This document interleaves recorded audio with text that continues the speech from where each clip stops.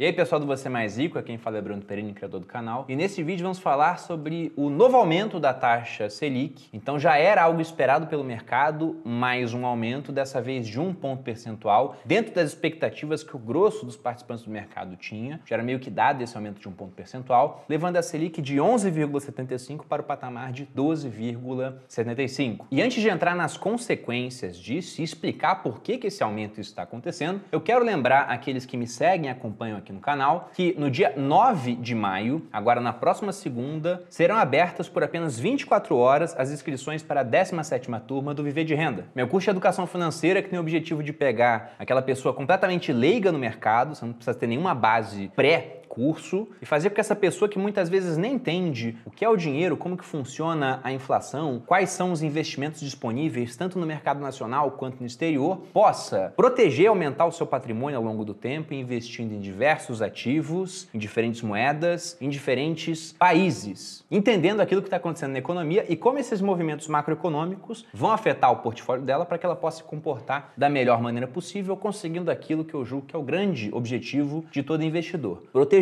e aumentar o seu patrimônio ao longo do tempo. Pensando inclusive no processo de sucessão patrimonial, é outro assunto que a gente aborda no curso, para que a gente possa fazer conforme o Sêneca, filósofo romano que eu gosto muito do século I, dizia, agindo como bons pais de família, ampliando aquilo que recebemos como herança, que é a sucessão para ser ampliada por mim para os meus herdeiros, conforme ele dizia. Para quem quiser mais informações, tem o link aqui na descrição. Ah, e lembrando que essa é a última turma onde os participantes terão como bônus um NFT da coleção Criptosócios, o que também é bem interessante, já que o NFT hoje ele está orçado ali para quem olha no OpenSea em torno de 0,15, 16 Ethers, né? Muda todo dia, mas dá mais ou menos uns R$2.000 de valor de mercado atualmente e tem uns benefícios atrelados, mas como eu disse, isso está melhor descrito no link que estará aqui abaixo. Voltando agora ao tema do vídeo, antes de falar sobre os impactos que esse aumento da Selic tem nos investimentos no geral e na economia, acho interessante a gente olhar o último boletim Focus. Ficou um tempo sem sair o Focus por conta de greve de servidores do Banco Central, e isso já diz um pouco sobre as consequências de um aumento de inflação. Você tem uma instabilidade social sendo gerada, com o preço de tudo aumentando, de maneira generalizada é isso que acontece, um ou outro item até pode cair de preço, mas no geral os preços de tudo estão subindo, e as remunerações não, de modo que as pessoas gastam mais para sobreviver e podem gastar cada vez menos de maneira discricionária, aquilo vai gerando instabilidade, vai gerando insatisfação, e daqui a pouco um monte de greves e movimentos arrebentam por aí. Até por isso que governos não gostam de uma inflação muito alta, eles gostam de uma inflação baixa, mas dessa eles gostam bastante, tanto que é a meta do Banco Central. Mas olhando aqui as informações do último boletim Focus, o que a gente vê é que, pensando nas pessoas que contribuem para o boletim Focus, nós temos uma estimativa de uma Selic mais alta ainda para o final do ano. Então a estimativa aqui é de uma Selic no final de 2022 na casa dos 13,25%.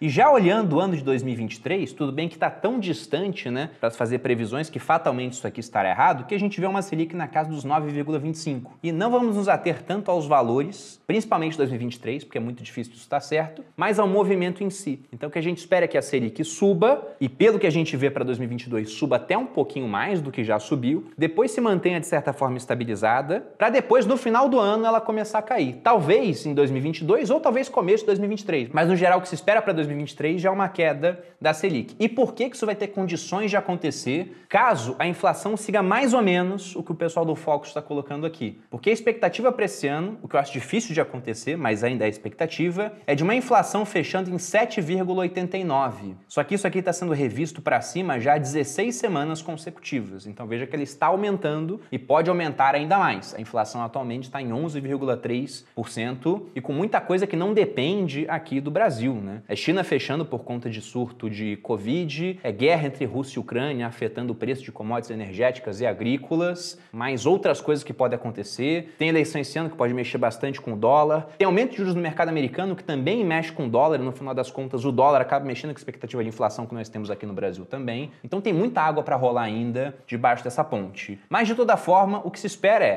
que essa Selic mais alta, ela é um instrumento de política monetária, ajude a controlar a inflação. E o que a gente vê é uma inflação bem mais baixa prevista para 2023. Hoje a previsão de uma inflação na casa dos 4%, o que é baixo, mas ainda está acima da meta do Banco Central, que é de 3,25% para o próximo ano, 3,5% para esse ano. A meta desse ano perdida, descartada, ninguém mais acha que vai conseguir atingir essa meta. Na melhor das hipóteses, a gente vê aqui, está fechando em mais do que o dobro, e talvez para conseguir isso a Selic tem que subir bem mais ainda. E aí resta saber, será que o Banco Central vai querer realmente fazer isso, porque é um peso na economia quando isso acontece. Mas para 2023 o que se espera é uma Selic caindo, porque a inflação já vai estar mais controlada. Se isso aqui realmente for acontecer, né, o que a gente vai ver são vários títulos que nesse momento, se a gente for na página do Tesouro Direto, estão pagando juros mais altos, vendo as suas taxas, aquelas taxas fixas, aqui no pré-fixado é uma única taxa, mas nos indexados à inflação, a IPCA mais essa taxa fixa, caindo, favorecendo aqueles movimentos de marcação a mercado que eu já falei tantas vezes aqui nos vídeos do canal. Até por isso que eu já comprei aqui um pouco de Tesouro IPCA 2026 e voltaria a comprar, as taxas também atrativas, e até de pré-fixado também. E ambas as taxas deram uma subida nos últimos dias. Olhando aqui histórico de preços e taxas, aqui eu tô vendo pré-fixado 2025, o que a gente vê, ó, estamos nas máximas dos últimos 30 dias, olhando em 90 dias, mesma coisa, aqui não aparece nada porque esse título não era oferecido anteriormente. Se eu for olhar o IPCA 2026, não estamos nas máximas dos 90 dias, chegou a 5,72, mas subiu bastante aqui, desde o final do mês de março até agora. Olhando nos 30 dias, estamos nas máximas também. Então esses títulos no momento estão atrativos, desde que o que a gente vê ali no Boletim Focus venha a acontecer. Um controle da inflação ao longo do ano e para 2023. E por que esse controle da inflação ele pode ser possível com esse aumento de taxa Selic? A gente entra nessa função desse aumento.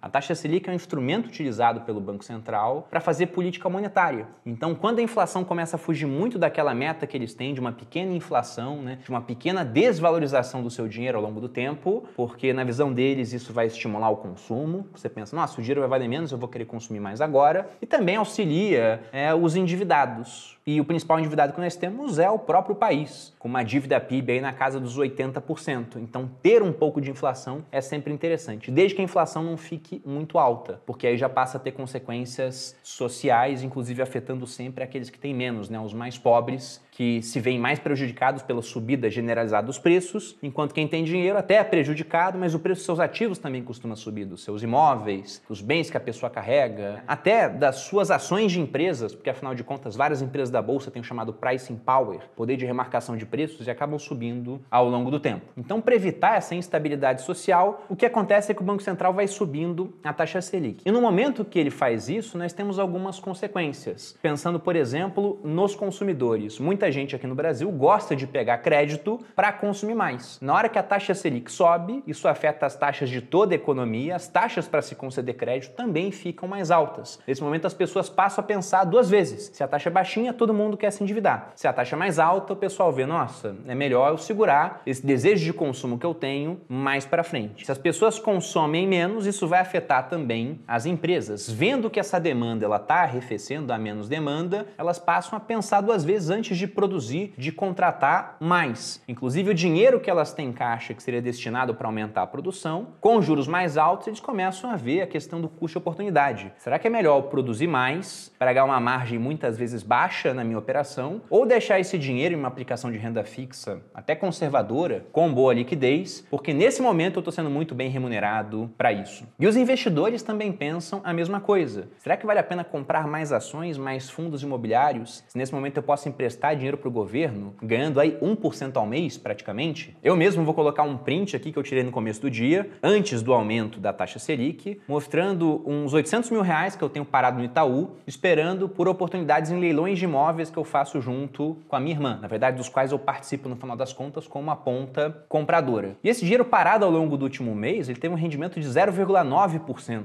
Isso isento de imposto de renda, porque eu peguei uma LCI ainda para deixar o dinheiro parado lá. Veja, se eu estou ganhando quase 1% ao mês para, entre aspas, não correr risco, porque tem risco, né? Não existe aplicação sem risco, mas é um risco baixo, será que vale a pena eu ir atrás de mais risco em um ambiente onde eu sei que com esses juros altos fica mais difícil dos investimentos de renda variável deslancharem verdadeiramente? E aí, eu gosto de uma carteira diversificada, eu vou nos dois, mas muita gente vê, não, vale mais a pena manter esse dinheiro parado na renda fixa. Então, se consumidores estão consumindo menos, se investidores destinam menos dinheiro para as empresas e concentram mais dinheiro deixando nos bancos lá parado, mercado ou deixando, por exemplo, empréstimos para o governo. E se as próprias empresas, elas também estão contratando menos gente, estão gastando menos na economia real para manter o seu dinheiro parado, o que a gente vê é menos demanda, e com menos demanda para aqueles recursos escassos, produtos e serviços, a tendência é que esses preços eles parem de subir. Na hora que esses preços param de subir, pelas medidas de inflação, ela começa a estar controlada, ela começa a cair e aí nós começamos o movimento de queda dos juros. E nessa hora que os juros caem, as pessoas voltam a tomar crédito, as empresas voltam a querer investir mais em produção. Para isso, contratam mais gente. Na hora que contratam mais gente, as pessoas passam a ter uma renda. Com isso, elas vão poder consumir mais. O consumo delas vira renda de outras pessoas. E aí, nós temos novamente o começo desse ciclo, onde a inflação deve aumentar e os juros vão caminhando atrás da inflação. E observando esse ciclo que eu citei aqui, a gente tem que pensar em qual momento a gente está atualmente. Nós estamos ainda numa faixa onde a inflação está subindo, provavelmente já próximo de começar a arrefecer e onde os juros estão subindo para controlar essa inflação. Depois que isso acontece, a inflação controlada, a gente vê um movimento de queda dos juros que deve acontecer, se tudo der certo, ao longo aí do final do ano, do próximo ano, favorecendo a marcação a mercado. Mas, por enquanto, o que a gente vê ainda são esses juros subindo. E até que patamar eles vão subir? Simplesmente isso é impossível da gente prever. Até o próprio Banco Central, quando sai a decisão que eles tomaram no Copom, eles colocam a expectativa para a próxima reunião. Mas é só daqui a 45 dias, né? E muita coisa pode acontecer em 45 dias. Então, simplesmente não tem como pegar o que eles estão falando agora e falar, não, então agora vai ser a última subida realmente da Selic. Não vai ter mais subida depois. Agora o movimento simplesmente acabou. Não dá para saber. Indo até naquele site das opções do Copom que eu já mostrei para vocês, nós temos uma expectativa alta de mais aumentos pela frente, mas também já tem expectativa de manutenção. Então, no geral, não sabemos o que vai acontecer com a Selic nas próximas reuniões. Isso depende muito do que acontecerá com a inflação. Mas, no momento, o impacto que a gente pode esperar na economia é de uma economia sendo severamente afetada, com menos gente contratando, com as pessoas segurando mais dinheiro, com menos gente consumindo, porque, afinal de contas, voltando àquele print que eu coloquei aqui na tela, se eu posso ganhar muito bem para não fazer nada, para que eu vou fazer alguma coisa no final das contas? E aí, pensando como investidor, a gente pensa que há uma ótima oportunidade em renda fixa. E de fato, há, né? Porque existe um tripé que deveria ser impossível no mundo dos investimentos, que é você correr pouco risco, com muita liquidez e ganhar muito bem. Essas três coisas não deveriam existir, exceto no Brasil. No Brasil a gente consegue ter essas três coisas ao mesmo tempo em alguns períodos. Então, na minha opinião, isso tem que ser aproveitado. Só que não só isso, porque quando essas taxas sobem, os ativos de renda variável passam a ser menos procurados, as próprias empresas têm o seu valuation afetado, porque afinal de contas, elas passam a vender menos muitas vezes, porque afinal de contas há menos consumo.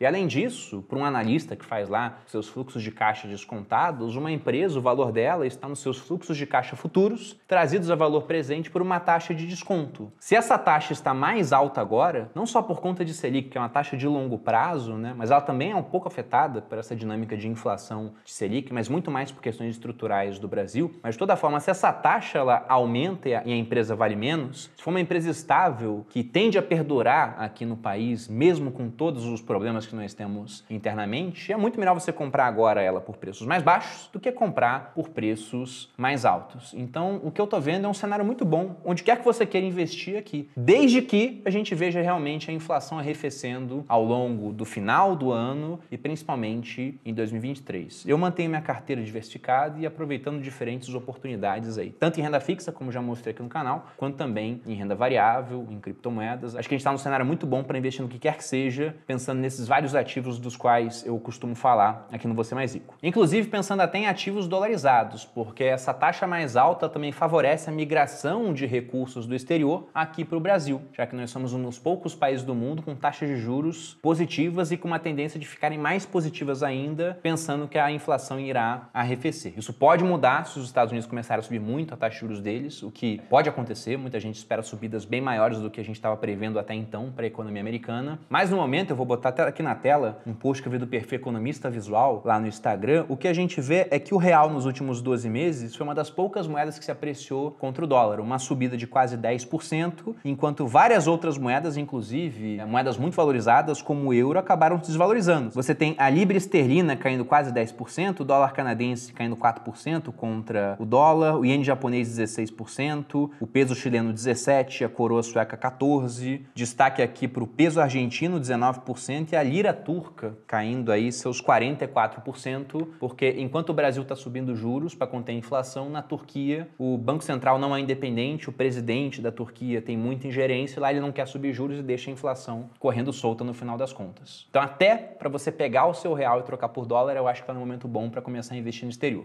E para fechar, eu relembro o convite para a inscrição da 17ª turma do Viver de Renda, onde você vai aprender tudo isso que eu falei, investir em renda fixa, em renda variável, em ativos no exterior e também em criptomoedas. Para quem quiser mais detalhes, o link está aqui na descrição. Se gostou desse vídeo, deixe seu like, se inscreva aqui no Você Mais Rico, me acompanhe nas redes sociais, um grande abraço e até a próxima.